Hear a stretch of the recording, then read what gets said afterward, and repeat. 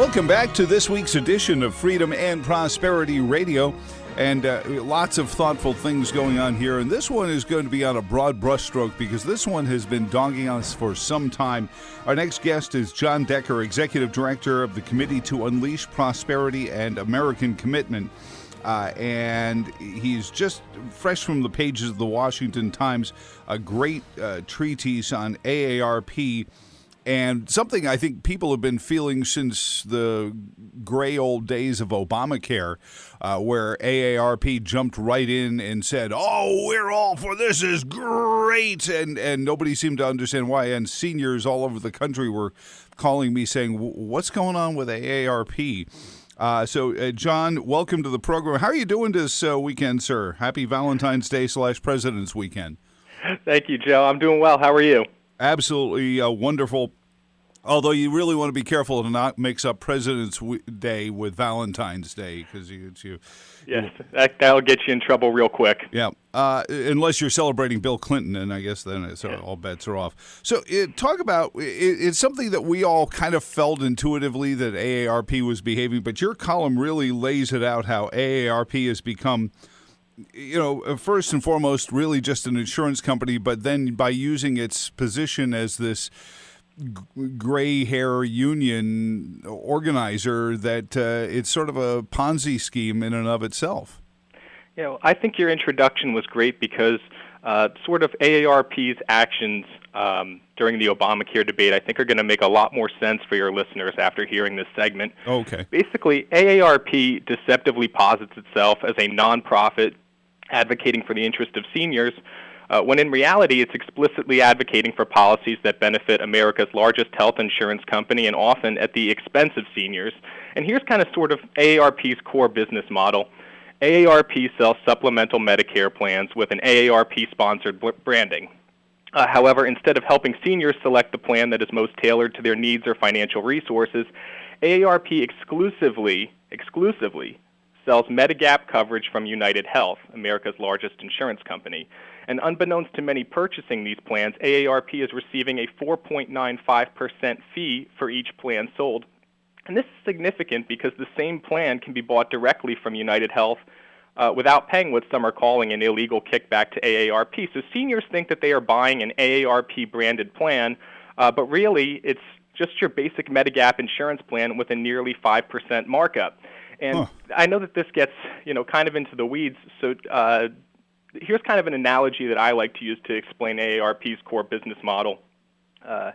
Let's imagine, hypothetically, I started a nonprofit organization called Citizens for Automobile Safety. Okay. And our purported mission is to make cars safer, and through my nonprofit, you can buy safety-certified vehicles from me. However, the only types of cars that I sell, the only cars that receive my safety-certified branding, are Nissans. And Nissan is paying me, my nonprofit, 5 cents for every dollar that you pay for that car. That sort of arrangement might make one wonder, gee, is Nissan actually the best car for my safety, or is this group just a marketing scheme for a car company? And if that sounds evil to you, I can assure you that AARP is far worse, because in AARP's case, what do they do with the money? They turn around, they hire an army of the most well-heeled, polished lobbyists that money can buy, and they use them to aggressively push for socialist policies that will harm seniors, including Obamacare, and they harm the very same group that they purport to represent. Oh, I'm sorry. I was writing all that down because I'm starting a radio consulting firm, and I'm going to have them all advertise on my radio station. It's a marketing company. I was just, you got the business model down pat. I'm just scribbling furiously, John. Mm-hmm. So I guess it would be fair that a senior who's been paying dues to AARP for all these years would assume that the insurance branded under AARP is coming out of the monies collected as dues paying membership to AARP. I think I remember getting my first AARP card about 2 weeks before my 50th birthday. And they get out there and they get you young, and they still got 10 or 15 years before you're in retirement age and Social Security and all that. So I guess the bait and switch starts with people just presuming that this insurance comes from the dues payers. Right, and that's an excellent point, because kind of AARP's dirty secret is your dues really aren't that important to them. In fact, in 2018, membership dues made up 18% of their total operating revenue. Whoa! Only 18%. Oh. So your dues are not very important to them. And that's why, they can advocate for policies that go against what their members might like. During Obamacare, AARP's members were 14-1 against the proposal. But because, membership dues only make up 18% of the total operating revenue, they don't really need to care what you think. Where do they get their revenue from? Marketing income makes up 57% of their total operating revenue, the vast majority of that being United Health, America's largest insurance company. Wow. So, who does that make AARP accountable to you? Is it, the people who are paying, $15, $16 a year to get the membership, or this giant insurance company that has literally given them $5 billion in revenue over the past 9 years? We're visiting with John Decker. He's the executive director of the Committee to Unleash Prosperity and American Commitment. And John, you speak to, and I've become friends with the founders of both AMAC and 60 Plus, who were both born in the ashes of the post-Obamacare, and I guess looking at that 14-1 membership against Obamacare, yet AARP went out and advocated it for it anyway. But I talk to seniors who are like, well, I get all these benefits from being in AARP. I'm not going to quit. And it really hamstrung the startups, the marketplace that would have competed against AARP, because I think this scam, this bait and switch that you're describing, really had people believing that their dues to AARP were getting them something that 60 Plus or AMAC couldn't deliver because they were startups. Right. Yeah, and going along with the Obamacare thing, one thing that was very interesting in that fight is AARP's Medigap plans. They actually got a special carve-out that allowed them to basically to continue to refuse people based on pre-existing conditions. So this is really interesting because AARP is basically promoting Obamacare and pushing Obamacare, which forces other companies, other organizations, to cover people with pre-existing conditions while exempting the products that they sell. It's amazing. And I've known for some time, we've connected a lot of the dots in Obamacare that it's about insurance companies. And now you're adding AARP to it. It really seems intuitive. When did you first become aware that AARP was doing this kickback arrangement with United Health? I would say more or less about a year ago. And that was when I started to really look. And there's a big fight right now on Capitol Hill for these socialist drug price controls that Nancy Pelosi wants, and obviously all sorts of other socialized medicine policies that we're hearing, Medicare for all.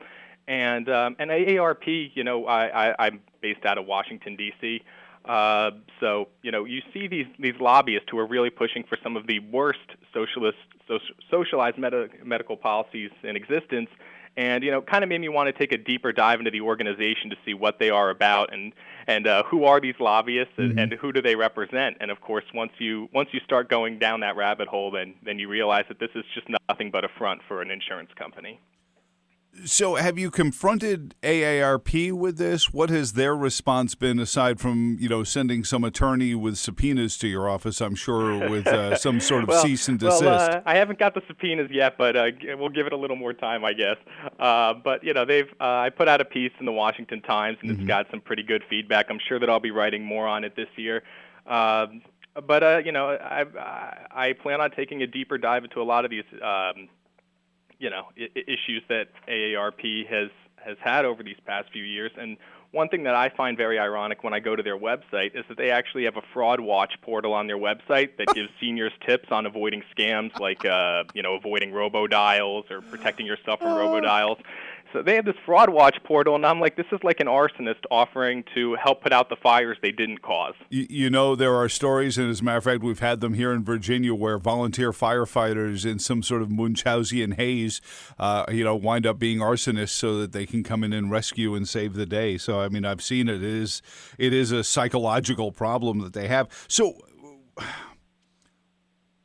what does a senior get out of their membership to AARP? Anything at all outside of, being herded into what sounds more and more like a union of folks that are retired, a retirement union?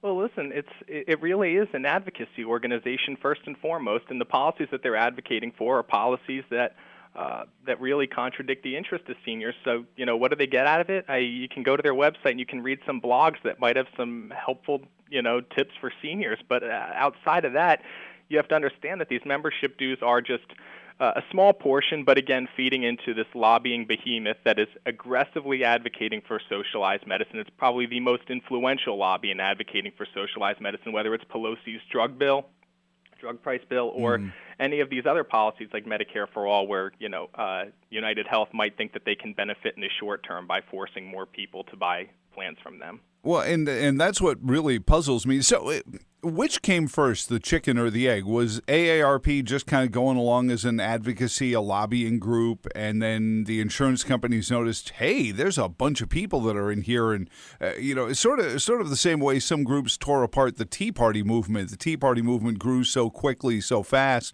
A lot of these organizations had huge memberships before they had really built up a structure, and they became prey to agenda groups and things like that. From the right, was AARP, just kind of going along holistically, living up to what its mantra was, and then the insurance companies came along, or has this always sort of been a kickback in the background for them? Right. Well, I can't speak too much to the kind of pre-2000 days of AARP, except to say that I know that AARP was an acronym until the 90s, but now appropriately it stands for nothing. But I can tell you that the trend of sort of membership dues making up less of its total operating revenue and marketing income making up more, that's been something that definitely, since 2000 has a trend that's exacerbated greatly. And, membership dues were around 30% in 2000, and now it's down to that 18% number, or total operating expenses or revenues. So, the trend has been steadily moving in one direction. I can't really speak to sort of what the intentions were that it's founded, but it's clear now that this is, just an aggressive lobby pushing for socialized medicine.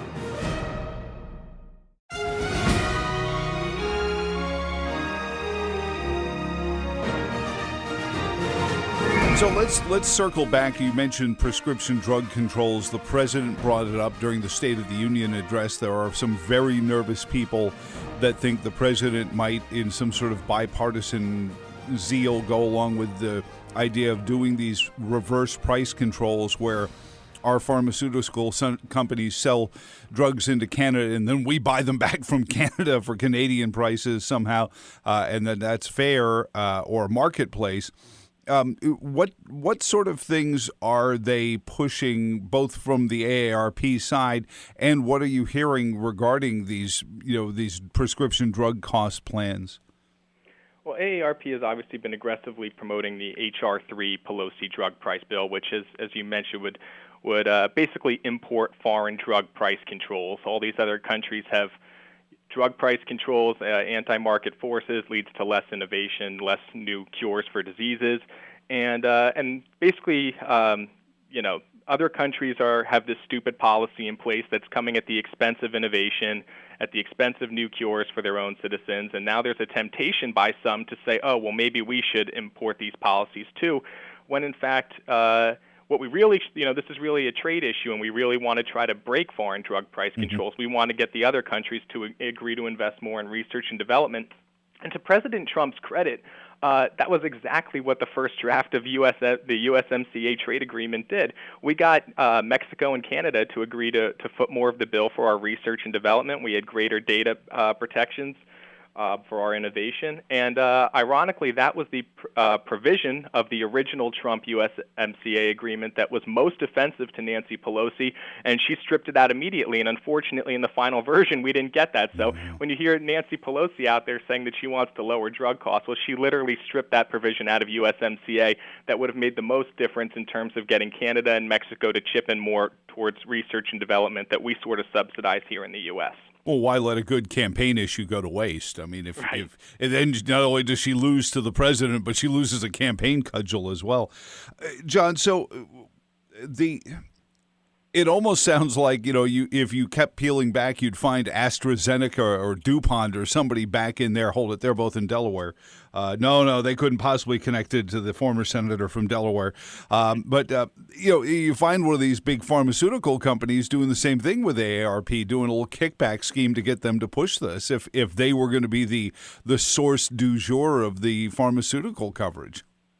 Yeah, well, it's clear that AARP is more interested in helping the corporate backers than they are the individual senior members. These policies, drug price controls, are not something that benefits seniors.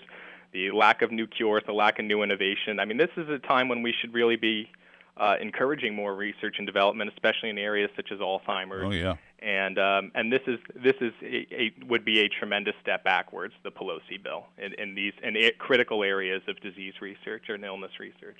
Well, back to the AARP piece that you wrote. Did they lose a lot of membership post-Obamacare? Because as you said, you chronicle, it was 14-1. Their members were against Obamacare, yet AARP, pushed them forward to it because it made insurance company money. And this was the point I made all along about Obamacare, is it's really just an insurance company protection plan. It's forcing you to buy insurance whether you want to or not. And like New York State has an assigned risk program for young drivers, it's making the people who are the healthiest subsidize those that are the least healthy. And it just makes insurance companies' job easier, really, if you go think about it. Has AARP had what's the right word? I think that they've had a mini kind of PR crisis since Obamacare, and it's been still burning, but maybe not with the intensity that it should be. I anticipate it will blow up in their face in a big way. But since Obamacare, I think that Obamacare really kind of lifted the veil for a number of seniors who were very much against this proposal. And they realized, wait a minute, this is supposed to be my lobby in Washington, D.C. This is supposed to be my team that's out there trying to help me. And this is a bill that I absolutely, totally disagree with. This is not going to help me. This is going to raise my taxes. This is not going to provide me with better care. And so I think that Obamacare really lifted the veil, and I say that, in part anecdotally, because when we posted our Washington Times column on this, I mean, when we look at the feedback and sort of the comments that we get on it, people are mad, and people understand that, and I do attribute much of this to Obamacare. There is just kind of this anger burning. They understand that this is not an organization that is lobbying for their interests while pretending to, and especially, the flagrant way that they mark up these Medigap plans. 5% markup on the premium. And then they get that back. They really think that seniors aren't smart enough to know the difference, and they're wrong, and it's going to blow up in their face in a big way. So what is the right, and I understand conceptually as we get big centralized industry, rather than decentralized, kind of more market nimble industries year after year in this country, they will lean towards regulatory capture. I guess that was the premise of AARP and any of these kind of citizen groups, is that, hey, we need to kind of band together to fight the man, fight the big machine. Is there something on the horizon? You mentioned that a lot of these things are just as easily Googleable as they are, or DuckDuckGo for those who don't like using Google, as they would be through AARP anyway. So is it the way of the dodo? Does that hurt seniors if there's not a lobbying group speaking out for their name? Well, I think that seniors deserve better than AARP, and you mentioned a couple names before, AMAC 60 Plus, that are certainly out there, and I know guys from both of those organizations, and they are stand-up individuals and really passionate about the cause that they fight in. But I think that there's room for more people out there too that are defending the interests of seniors, and I think that that as AARP sort of unravels more and more people realize kind of this crazy business model that they have and kind of expose it more, that there's going to be a bigger opening for a better lobbying group to defend seniors' interests. We've seen in some of the healthcare reform, once the president was elected in 2016, some of the reforms include being able to form your own little organizations to create healthcare buying co-ops and things like that. Is that a source where you might see something like that happening amongst, maybe just a regional a group of seniors, even as small as in a town or a couple of counties? Yeah, it could be. It could be, something to that extent. We also need to really, when focusing on seniors' interests, we really need to streamline the FDA process. We need to make it easier to bring new drugs to the market, and in doing so, reducing kind of the research and development costs, which are extremely high in the U.S. It's very difficult to bring new drugs and new treatments to the market, and these kind of solutions will help as well. Well, and that's what I always chuckle about these prescription health care costs. And I said, well, has anyone stopped? And I guess it's a transparency issue. It would be great if we could get a transparency sheet on each pharmaceutical that said, okay, here's what this particular pill costs, but here's what the R&D costs before it ever got into this form, and all the trial and error and all the false starts that had to be paid for long before this particular drug ever made it to market, even something as simple as a Tylenol. Yeah, unfortunately, there's way too much bureaucracy in our FDA process, and that is definitely something that we need to take a serious look at if we're talking about making healthcare more affordable for seniors. Well, I appreciate everything you do. John Decker is Executive Director of the Committee to Unleash Prosperity and the American Commitment. And I love the title, by the way, because too many people say, we're for prosperity. Heck, the name of the show is Freedom and Prosperity.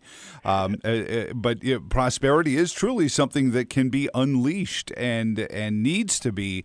And what are you working on next? Or are you going to continue to work this angle and work on the AARP story? Definitely going to continue working on, really exposing this AARP scam to seniors. That's certainly something I anticipate will be a big priority. And then, we also work on many free market issues. We're active on all sorts of things from, tax policy, regulatory policy, and, of course, my kind of wonky favorite is monetary policy, so hopefully something on that, too. But we American Commitment, you can go to our website, www.americancommitment.org. You can see what we're working on any given day. But we have a great network of patriotic Americans. We'd love it if some of your listeners joined us. We always do we do petitions to Congress, regulatory agencies, comments, and we always deliver every single letter that we get. You can sign up online. And so AmericanCommitment.org is a great place to stay up to date on our work. And certainly a place that I always find, and we'll probably see you guys up at CPAC. We'll be there. I know you guys are always big there. But, if you want to feel like, gee, is there another generation coming behind us? Yeah. And you'll find a lot of them at American Commitment as well. John Decker, certainly an exemplar of one of them. Thank you, sir. I appreciate it. I'm going to find out he's 5 years older than me. He just sounds younger. Bless you for doing this and exposing AARP for this. It now makes a whole lot more sense to me how the whole Obamacare thing went down. And you have a great weekend, and we'll talk to you again very soon. Thank you, Joe. Take care. Thank you very much. And don't forget, put it on your calendar, Freedom and Prosperity Radio from CPAC for you. We'll have some great highlights of the event coming up at the end of February, National Harbor. And until then, for all of us here at the Virginia Institute for Public Policy, my name is Joe Thomas. So long, and thanks for all the fish.